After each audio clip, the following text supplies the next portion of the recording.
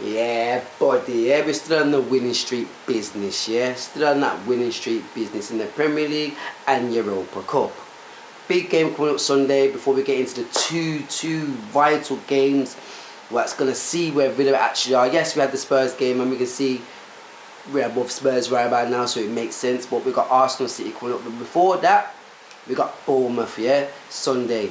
Big game, because every game's a big game now, yeah? Coming up now, the way are we playing, the way we're looking for right now, every game is big.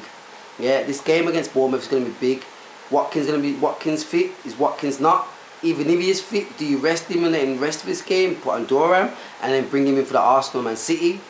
What do you do, people? Let me know. Let's get into this, yeah? Steph, man, let's go.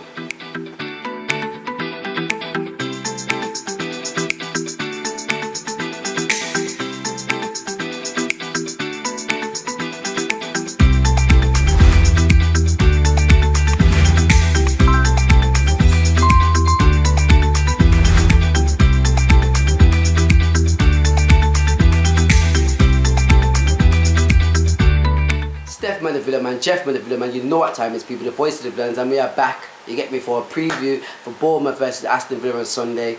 Big game, another big game. I'm going to keep saying it's a big game, you might get mad with me, but it is, yeah? But before we get into the preview, let's just recap on the week we've had. Obviously, we've done the Spurs at the start of the week, accomplished, yeah? It had to be a win, yeah? Fourth, great times. But this week we had also Walsall on Thursday, and we get another win, 2 wins again in the week. Bro, we just can't stop winning right about now. We just can't stop me now. I'm telling you, because we're having such a good time. Just give us the ball. Literally, bro, that's what we're really looking like right now. So Thursday, 2-1 against Walsall. Bro, did they even come to watch the game or did they come to have beef? It was absolutely vile, absolutely disgusting how their fans reacted, I'll be honest. Because half of their fans couldn't even get into the game and it wasn't even their fault. So just most of you fans over there, just look at that, man, because you ruined it for your other fans, yeah? Just want to say you came and I don't know what you thought you was coming to do. You tried beef in Birmingham. Like, come on, like, yeah? But besides that, I was happy with the team. We got another win, 2-1 to the Villa. Yes, Unai Emery mixed it up with Olsen. He put Durham and rested Watkins. He had Tiedemann starting again, Lenglet. You know what? I'm a big up Lenglet, you know. I know I'm saying his name wrong, but you know who I'm on about, Lenglet, yeah? But boss, man, yeah, he's slowly changing my mind. Yeah, I have to give him his props because, yo, most games he's played in that Europa, he's actually played alright. So, I got to give him his props for that. Got to. You get me? Big up Diaby with his goal. Brilliant goal, first 8 minutes, yeah? Pop, pop, pop, bam. Give him the ball. He do it on his own. He did it on his own, yeah? Literally, he did it on his own. And who is back? My left back is back, Alex Moreno, yeah? Brilliant. Come on, he actually played brilliant. And what did he do? He got his goal as well. You get me? That's my left back, not just defending. He get up and look for the header. Get up, look for the goal. You get me? Not even going to diss Luka Dean, because Luka Dean did his part, bro. I don't want him to go yet. I want him to stay, because that is a brilliant to rotate it. You get me? To rotate both of them, because you know what he can bring and we know what Moreno could bring, yeah? But Moreno, yeah? He can defend and attack. That is, yeah, got his goal and he played brilliant at the back. But besides that, 2-1 to the Villa, we move. We've got to go next week and just get 1 point. 1 point to qualify. You know what's going on in there, yeah? Yeah, European tour continues. But now that's over, let's get into this preview now. Come on, yeah? Bournemouth, it's a tight game. It's going to be a tight game. It's these teams that I'm always worried about. Always worried about. Bournemouth, Palace, Nottingham Forest, like them kind of them teams there, it gets spooky around, you get me, because they can show up on the day, they can actually show up on their day. Yeah, we can't just put them aside like a Sheffield, a Luton or a Burnley.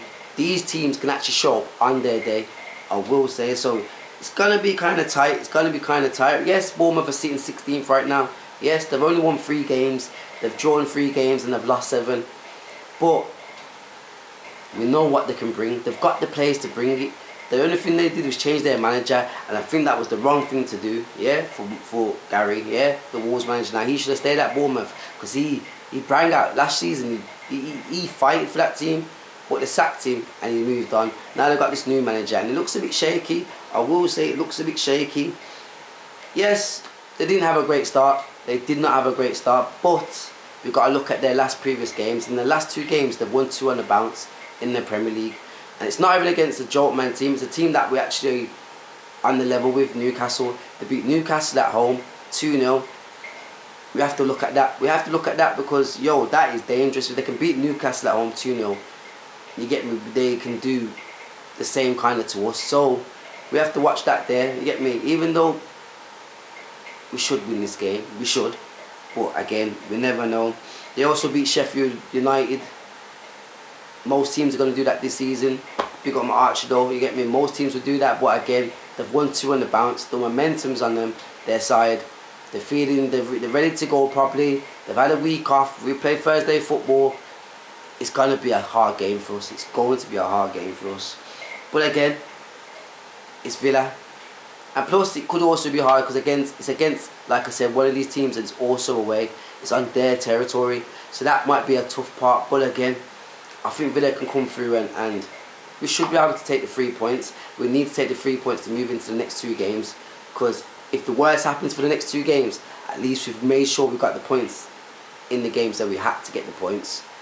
But we will see. When the last time we played Bournemouth, and boys, our record's not good. Let's do the last 5 games. Our record is not good at all, I will say. Yes, we beat them already this season 3-0 at home. We can look at that and think, yeah, we can, you know, Unai Emery, and I'm going to look at that too because that was my manager, Emery. But, yeah, before that, our record against Bournemouth is not great, yeah? In the last 5, it's not great. I think they've won 4 and we've won 1. At home and away. So we just have to make sure we know that in it because, again, like I say, these teams can show up on their day.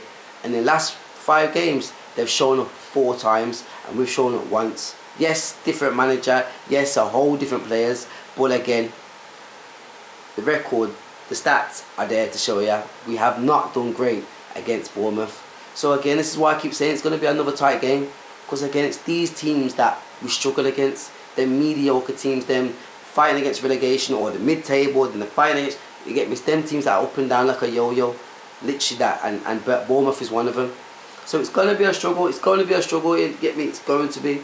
But like, I just feel like with Unai Emery behind us, with the players that we've got now, the way we can rotate it, it's got to be 3 points. It's just got to be 3 points. Yeah, Bournemouth threats. Yeah, Bournemouth threats. Yeah, and I'll be honest, they've got a few.